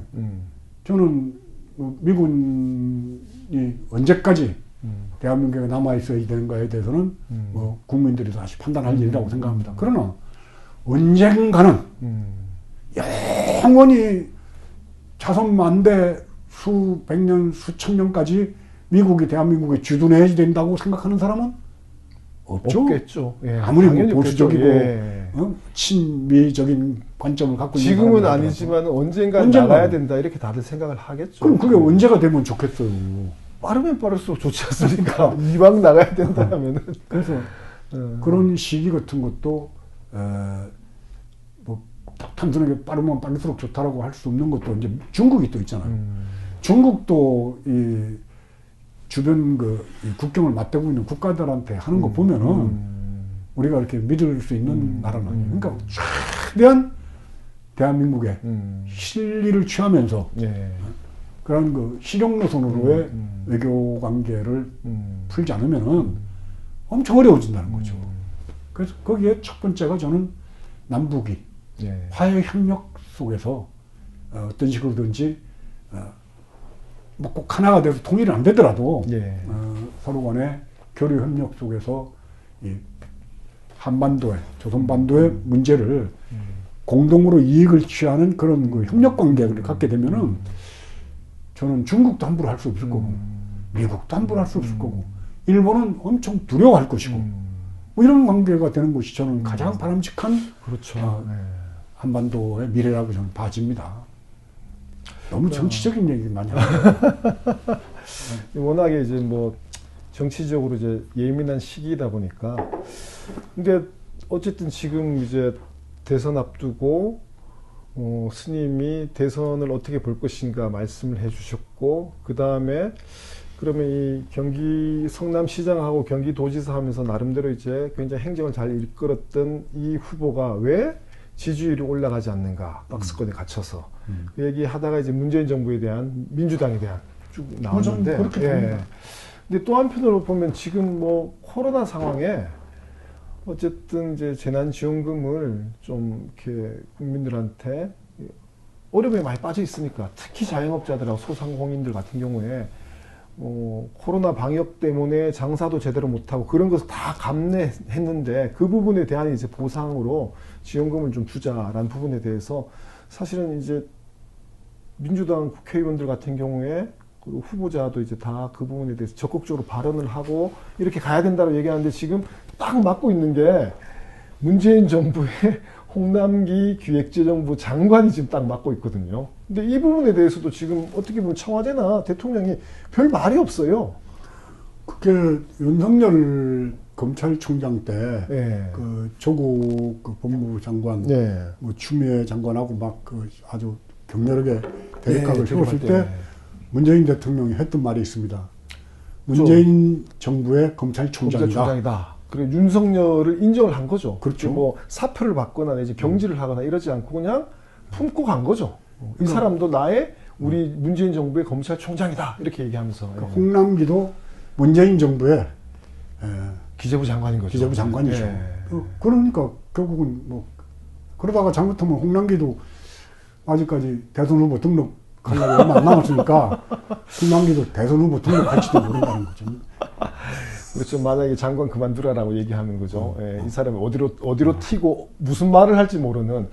근데 지금 헌법으로 보면은 헌법에 나와 있는 법조항으로 보면은 그 정부에서 이제 그 예산 지출에 대한 것을 계획을 세워서 편성을 한 부분을 수정을 하거나 증액을 하려면은 국회에서 이제 그걸 결의하려면은 최종적으로 정부의 동의를 거치게 돼 있거든요. 그래서 국회에서 만약에 재난지원금을 지금 뭐 50조니 100조니 그리고 또 사실 근거가 있는 게 지난해 세금 60조 정도가 더 거쳤어요. 그러니까 당연히 이제 지원할 수 있을 만한 여력과 어떤 그건 있는데 근데 이거를 이제 국회에서 결의를 해서 통과시켜도 기재부 장관이 나 그렇게 못해 하면은 할 수 없는 그리고 며칠 전에 홍남기 장관 스스로가 여야가 합의하더라도 난 동의하지 않겠다라고 얘기했거든요. 그러면은 동의를 안 해버리면은 집행을 할 수가 없는데 집행을 할 수 없으면은 정말 이 그 소상공인이나 자영업자들 같은 경우에 이러지도 저러지도 못한 상황에서 그 불만은 더 터져 나올 것이고 이게 직접적으로 선거에 큰 영향을 줄 수도 있는데 방치하고 있는 거죠 지금 뭐 이러지도 저러지도 못한 상황에서. 근데 이게 정말 이 청와대나 문재인 대통령의 진심이 뭔지 뭐 이러지도 저러지도 못해서 그냥 어쩔 줄 모르고 있는 건지 아니면은 홍남기 장관한테 힘을 실어주고 홍남기 장관이 이야기하고 표현하는 게 청와대와 문재인 대통령의 생각인지 뭐 이것도 참 답답한 노릇이에요 보면은. 뭐 어떤 지도자든지 그 모든 걸 다 본인이 할 수는 없지 않습니까? 네. 그러면은 인사를 통해서 자기 정치적인 구상을 실현할 수밖에 없어요. 그렇잖아요. 예, 그렇죠. 통일부에 예, 누굴 보내고 예. 뭐 경제는 누구한테 맡기고 다 맡기는데 그때 본인하고 충분하게 얘기가 돼서 그 얘기 내가 갖고 있는 구상은 이런 거다. 5년 동안에 난 이런 걸 하고 싶다. 그렇게 해서 인사를 할 거 아닙니까? 예. 그러면 그 인사가 잘못됐으면은 그 인사 잘못된 것에 대한 책임을 전부 인사한 책임자가 지게 돼 있습니다. 그렇죠. 인사권자 대통령 중심제 하에서 대통령은 무한 권력하다시피 권력을 하지만은 무한 책임도 져야지 돼요. 예. 그러면 이런 인사 실패가 결국은 뭐 전부 다 인사 실패잖아요. 그렇죠. 응? 뭐 그 윤석열도 인사 그러고, 실패는 예. 결국은 대통령이 다 져야지 되고 그 대통령과 함께 민주당도 져야지 되는 겁니다. 그러니까 젊은 층이나 내놓고 뭐 무슨 이 정권에 대해서 비판하기 어려운 사람들도 만나보면 다 대통령이 도대체 뭐 하는지 모르겠다. 왜 이렇게 됐는가. 아주 뭐 거의 소위 대깨문이라고 불려지는 사람들까지도 전부 다 만나보면은 실망감을 감추지 않는다는 거예요. 그 사람들이 사실은 주변에 자기 지인들이나 아는 사람 또는 이제 관계를 맺고 있는 그런 소속된 곳에서 나름대로 이렇게 뭐 다음 대통령 선거 때는 누구를 찍자 어떻게 하자 이런 이야기를 퍼뜨려 나가야 되는데 그렇죠. 지금 다들 별로 흥이 안 나는 거예요. 그냥 입을 꾹 다물고 있고 나는 찍어주는데 내가 이걸 열심히 쫓아다니면서 선거운동을 할 마음은 별로 없는 뭐 이게 지금 여실히 현재 상황에서 드러나고 있는 게 아닌가 이런 생각이 드는 거죠. 그래도 우리가 똥을 먹을 수는 없잖아요. 그래도 그러니까 참 답답한 거죠. 이건 도저히 먹을 수가 없는데 이걸 먹자니 이거 민주당 이놈들 아유 이거 너무 되는 거 진짜. 그러니까 정치적인 그 얘기를 자꾸 하게 되는 이유 중에 하나도 정치가 잘 돼야지 국민의 행복이 거기 들어있어요. 그렇죠. 종교는 아무리 잘해봐도 그저 뭐 착한 일을 많이 하고 뭐 네가 좋은 일을 많이 하면 좋은 일이 생긴다라든가 개인이 뭐 구원받고 좋아지고 하는 건 있어도 넌 좋은 일 많이 하고 참고 그러면 넌 좋은 데 간다든가 근데 그렇게 얘기하는 사람들도 지들이 좋은 데 갈지 지들이 나쁜 데가 있으면은 목사나 신부나 종이 제일 먼저 지옥을 갈 거라고 난 보는 편이거든요. 나도 지옥 갈 각오하고 있습니다. 뭐 수님은 구독자 여러분들 제가 지옥 가면요 저도 좀 구해주세요. 왜냐하면 그 자기가 노동하지 않고 땀 흘리지 않고 남들이 노동한 피해 대가 땀의 대가를 무상으로 그냥 섭취하고 먹고 하는 그거 자체가 죄로 봐야 돼요. 그래서 그런 그 무의도시 그렇죠. 그래서 저는 다들 그렇더라고요. 종로를 잘못하면 다음 생에 소가 된다고. 그건 옛날부터 스님들이 했던 말인데 무의도식 했기 때문에 다음에는 죽을 때까지 일해라 이 얘기네요. 그러니까 나면서부터 요새야 뭐 일하는 소가 없겠지만 옛날에는 전부 소가 하루 종일 일했잖아요. 그렇죠. 일을 하고 난 다음에 또 자기들이 공밥을 먹었기 때문에 소는 말이지 껍데기는 뺏겨서 가죽을 만들고 또 뭐 속은 또 무슨 곱창인가 뭘 해서 내장도 다 먹어버리고 다 먹고 발도 잘라가지고 발족탕 뭐 해먹고 꼬리탕 해먹고 꼬리탕 도가니탕 다 뼈다귀는 다 우라먹고 또 피는 피대로 또 뭐 갖다 탕 끓여서 먹고 하니까 뼈는 또 조각하는 데 쓰잖아요. 각하는 데다가 그러니까 하나도 버리는 게 없어요. 손은. 그러니까 몸 전체로 보시를 하는 겁니다. 왜? 전생에 공짜로 먹고 했기 때문에 그 손은 중이 소가 되는 다음 생에 소가 많이 된다고 어렸을 때부터 스님들이 이놈아 그렇게 놀고 먹으면 다음 생에 소 된다 이 소리 나 귀에 딱지가 않도록 들었는데 아무리 봐도 나는 소가 될 것 같아. 그래서 어렸을 때 저희 할머니도 가만히 누워있으면 이놈아 그렇게 누워있으면 소 된다 그런 얘기가 그런 의미였군요. 소는 먹고 나면은 누워서 되새김질을 하잖아요. 그러니까 옛날 제 할머니도 먹고 바로 들어놓 있으면 소되어 이놈아. 지금 어떻게 뭐 처음에 뭐 종교 얘기 좀 하다가 또 정치 얘기로 하는데 다시 이제 종교 얘기로 좀 돌아와가지고 지금 어쨌든 이런 정치적인 현실에 특히 최근에는 이제 뭐 자승 전 원장의 사실상 정치 개입이죠. 또 자승한테로 가나. 그리고 또 새롭게 부각된 요즘 뭐 핫하게 떠오른 건진법사 이것도 사실 어떻게 보면은 뭐 무속인지 뭔지 모르겠지만 이렇게 종교의 정치 개입인데 진짜 이 종교가 이 시대에 어떤 역할을 해야 될지 정말로 이 참담하고 이게 뭐 이 국민들의 민중들의 서민들의 삶은 정말 이렇게 갈수록 어려워지고 있는데 이런 현실에서 종교는 어떻게 사람들에게 위로가 되고 희망이 되고 뭐 성찰이 되고 이렇게 해야 될지. 그 위로도 되지 말고 네. 성찰도 하지 말고 희망도 되지 말고 네. 그냥 종교가 없어지면 됩니다. 아 그게 제일 낫습니까? 종교가 왜냐하면은 종교가 집단이 됐잖아요. 예. 이제 기독교는 기독교대로 예. 뭐 개신교 또 천주교 예. 집단이 됐고 불교는 불교대로 또 집단이 됐잖아요. 예. 집단이 되면은 그 집단의 이기적인 어떤 그 예. 욕을 이제 추구하게 되는 거죠. 더 많은 신도들을 확보해야지 되고 더 많은 뭐 교회, 예. 더 큰 교회를 예. 지으려고 한단 말이에요. 그 물적인 이제 욕망으로 가게 되는 거죠. 그러니까 이번에 승려대회도 물질적인 것들을 얻기 위해서 예. 그야말로 붓다가 가르쳤던 그런 길들 이런 건 다 버려버린 거예요. 이게 나는 가장 좀 슬픈 게 그러려면 과연 저게 종교가 과연 필요한 건가? 응? 뭐 성봉교회 같은 데가 1년 예산이 1,000억대가 넘잖아요. 네. 강남에 대형 교회 500억대 넘는 교회들 많습니다. 근데 절집안은 뭐 여기 들어오시는 분들은 기독교인도 있고 천주교인도 있고 불자들도 계신 걸로 압니다만은 절집안 재정 상태는 사실은 열악합니다. 왜냐하면 여기 11조가 없잖아요. 그렇죠. 초팔날 가서 예. 등 하나만 켜도 불교 신자고 예.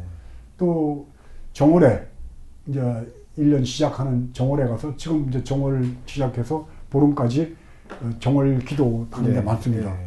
그때 가서 그냥 추원내 하나 올려도 그냥 붙자고 또 이분들은 한 군데만 다니는 게 아니라 봉은사 다니는 분들이 저 낙산사 홍련암 가서도 등록을 해요. 또 올리고 추원하고 예. 저 남해 보리암 가서도 하고 강화 보문사 가서도 하고 그러니까 한 그 집안이 한 불자가 최소한도 3개 이상의 사찰에 자기 이 추원 카드가 등록이 돼 있다는 거죠. 그걸 다 합쳐서 뭐 1,000만 불자. 1,000만 불자. 아. 이게 난 실질적인 숫자는 아니라고 보는 거죠. 숫자는 한 200~300만 명? 뭐. 그건 잘 모르겠어. 200~300명은 근데 또 어떻게 보면 좀 정서적으로 1년에 한두 번밖에 절에 안 가지만 정서적으로 자기는 뭐 부처님의 어떤 사상이나 불교에 대한 어떤 이해나 이런 거에 공감하면서 나는 그래도 불교야 이렇게 생각하는 사람들은 또 굉장히 많이 있는 것 같아요. 예. 아니, 그러니까 천주교를 나가거나 네. 교회를 안 나가면은 예. 그냥 대충 불자라고 예, 그렇죠. 예. 거진 불자지. 예. 그래서 그렇다면은 종교의 역할은 뭘까? 종교가 기복적인 거, 예. 또 철학적인 거, 아니면 윤리적인 거, 예. 이 세 가지죠. 예. 그래서 윤리적인 것으로 제일 강한 게 이슬람이죠. 그렇죠. 도둑질하면 뭐 손을 잘라버린다든가. 거기는 규제나 뭐 제약이 굉장히 많죠. 그러니까. 예. 그리고 믿어 구원을 바라는 거는 기독교가 아무래도 뭐 좀 그렇죠. 예. 신앙적인 예, 측면, 신앙적이고 믿음을 기반해서 통해서 예, 뭔가 거죠. 구원을 예, 받고 예. 죄사함을 받고. 예. 근데 불교는 안 그렇거든요. 예. 불교는 그 철학적인 거, 윤리적인 거, 신앙적인 측면 세 가지가 종교를 구성하는 3대 요소라면은 불교는 그냥 거의 철학적인 측면. 철학적인 게 좀 강하죠. 예. 예. 그리고 그것이 이제 중국을 거쳐서 한국으로 들어오면서 뭐 산신각, 뭐 칠성각, 그러니까 전통적으로 있었던 예. 이 땅에 있었던 때 그 샤머니즘을 예. 불교가 너 달라 우리하고 달라 이렇게 배척 안 하고 그냥 이건 융합되고 통합된 거죠. 다 받아들였어요. 예. 그래서 법당 옆에 칠성각하고 삼성각도 예. 있고 다 용왕각도 있고 다 있단 말이에요. 그래서 불교가 어디를 들어가면서는 큰 갈등 관계를 안 일으킵니다.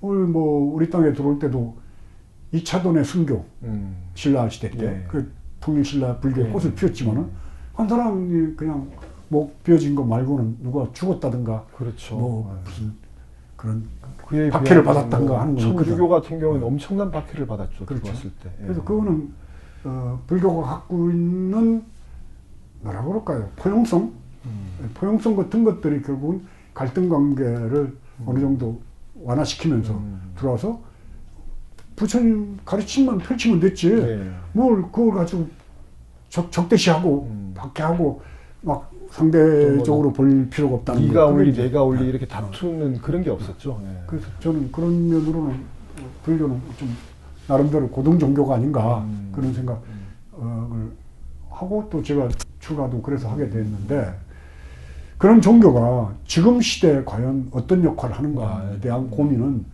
새로 해봐야 돼요. 그래서 집단적으로 이렇게 자기 그 교세를 확장시키려고 한다든가 또 아니면은 교세 확장시키려고 하면서 했던 것이 중동의 전쟁 아닙니까? 그 부딪히면서 싸움이라고 죽이고. 그 종교가 그렇다면 뭐가 필요했냐는 거예요.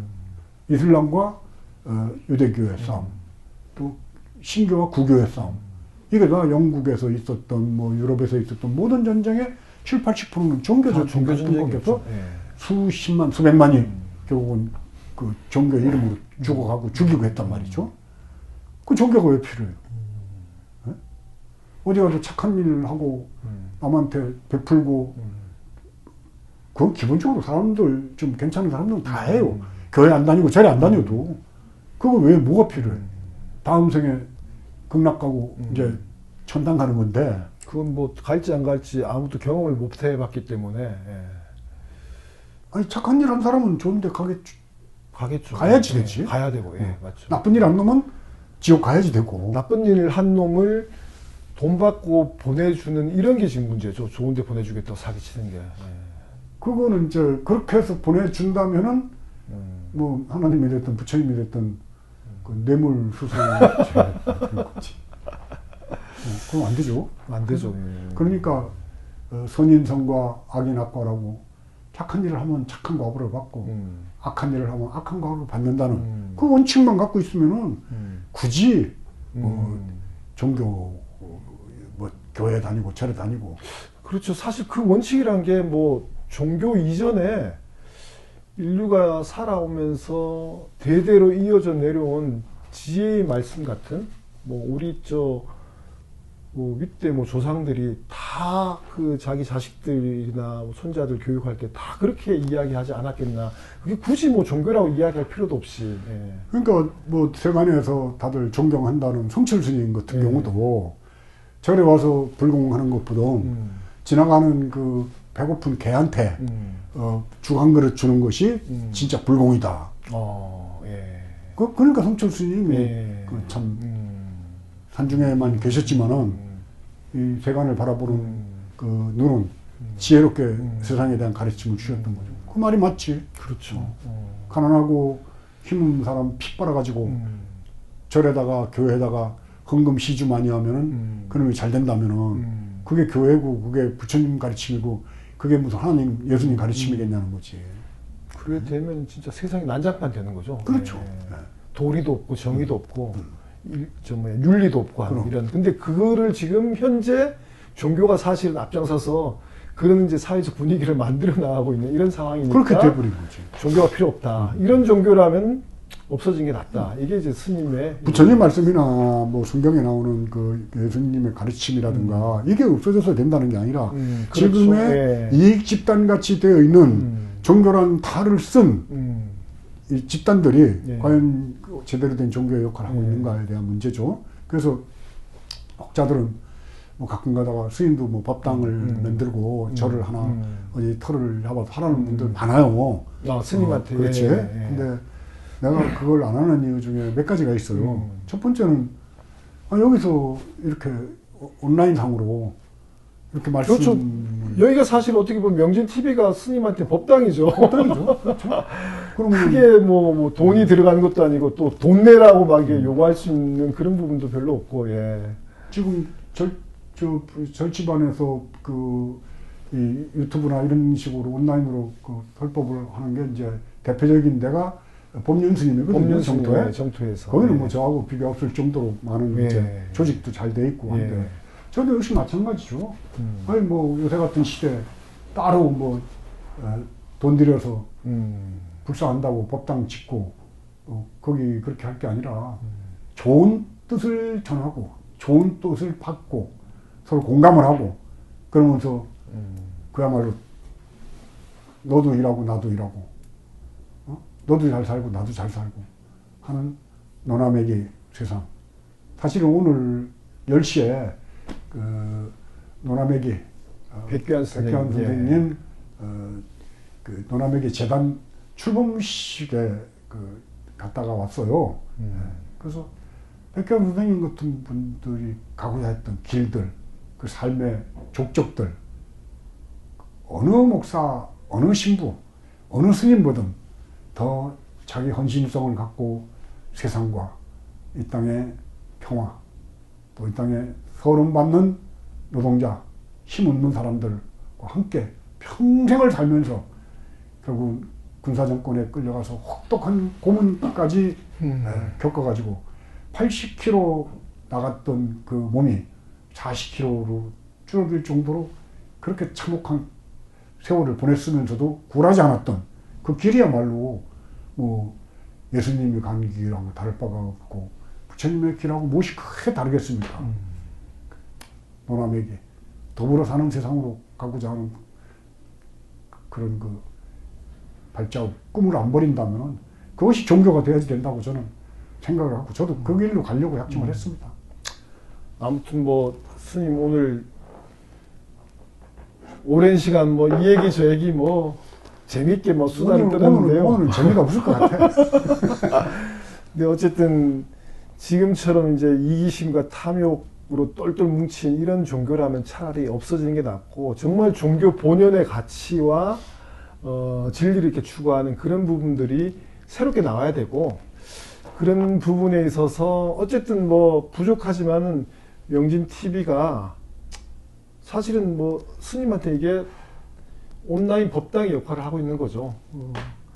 뭐 자주는 아니지만 한 번씩 이제 구독자들 만나서 이런저런 얘기도 좀 나누고 하는데 어쨌든 뭐 이런 시간들을 좀 더 자주 가지면서 우리가 살고 있는 이 땅에서 참다운 종교가 뭔지 또 참다운 진리가 뭔지 자유가 뭔지 또 올바른 정치가 뭔지 이런 이야기를 앞으로도 계속 나눌 수 있는 그런 시간을 좀 자주 갖도록 하겠습니다. 끝이 없더라고요. 어디에서 뭐 확 깨달아져서 막 그냥 다 확 열려 끝나고 이게 아니고 끝없이 진리를 향해서 세상을 향해서 끝없이 묻고 한이 없어요. 그러니까 불자들은 아시겠지만 천수경에 보면 불도 무상 서원성이거든요. 법문 무량 서원학. 부처님 가르침이 불도 무상이에요. 위가 없어요. 법문 무량이야. 부처님 가르침도 무량, 끝이 없어요. 중생 무변이야. 중생도 끝이 없고 번뇌 무진이야. 번뇌도 다함이 없어요. 근데 번뇌 무진 서원단이라고 그러거든요. 다함이 없는 번뇌를 맹세코 끊겠다. 다함이 없는데 뭘 어떻게 맹세코 끊어요. 이게 서로 부조하지. 불도 무상인데 이루겠다. 한도 없고 끝도 없는 불도 또 이루겠다는데 이 말에 불교에 깊은 뜻이 담겨 있다는 거죠. 그러니까 천수경의 맨 마지막 사홍소원 중생무변소원도 번뇌무진소원단 법문무량소원학 불도무상 소원성하고 끝나거든요. 그 내부절에 부처님 법이 다 좀 들어있다고 봅니다. 제가 3월 3일부터는 봄에 한 달 반 안거를 들어가요. 한 번 더 촬영할 기회가 있을지 모르겠습니다만은 하여튼 구독자 여러분들 너무 정치적인 얘기 뭐 한다 이렇게 가시지 말고 제가 바라보는 세계에 대한 관점이니까 좀 다르게 생각하는 분들도 있고 정치적 입장도 다를 수가 있습니다. 그러나 그런 말하는 중도 있다는 그런 거 생각으로 너그럽게 이렇게 받아주시고 계속해서 이 온라인을 통해서 여러분들 뵙기를 바랍니다. 다시 또 한번 말씀드립니다. 이제 정월 보름이 얼마 안 남았습니다. 1년 내내 세수 대통하시고 모든 일이 뜻하는 대로 다 이루어져서 행복한 그런 1년이 되기를 바라겠습니다. 건강하십시오.